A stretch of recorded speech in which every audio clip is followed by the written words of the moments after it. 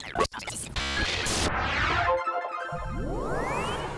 United States goes into the 2019 Gold Cup under a lot of pressure. Not only do they want to erase the memories of a failed World Cup bid for the 2018 World Cup, but they also want to continue to be a dominant force in CONCACAF. And what they're seeing right now is Mexico distancing itself while the other nations are starting to catch up a little bit.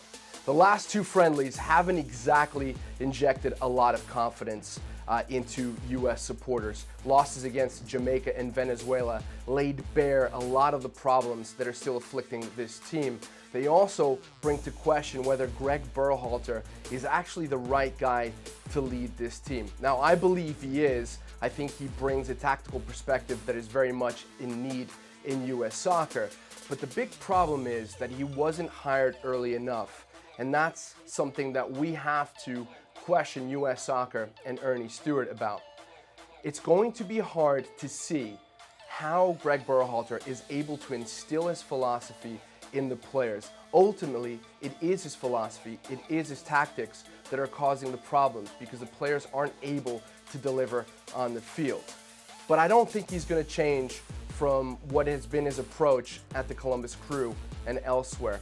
He's got a very solid idea of how he wants his team to play, and I think that is what ultimately we're going to see.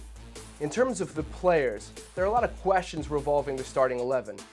The biggest one for me is, what role is Michael Bradley going to play on this team? Is Will Trapp ultimately the number 6 for Greg Berhalter? I don't think he's good enough to play in that position. I still think that Michael Bradley is the best player in the U.S. midfield. Defensively, no John Brooks because of injury. So what is going to be the center back pairing? I happen to like Aaron Long. Miazga I also like, as well as Zimmerman. Omar Gonzalez is on the team, and he was a part of that debacle in Trinidad and Tobago, so chances are he won't start. Up front, the question is whether we're going to see Zardes or Josie Altidore. I think ultimately Altidore is going to get the nod. He is still, in my opinion, the best forward that U.S. soccer has to offer. One of the most important questions surrounding this team is whether Christian Pulisic is finally going to be the impact player that we need him to be for the United States. He just moved to Chelsea, so there's a lot of baggage that comes with that move, especially considering the fact that he's following in the footsteps of Eden Hazard. For the United States, Pulisic is going to have to step up. We're only going to do as well as he does. That's a lot of pressure on young shoulders, but I think he can do that.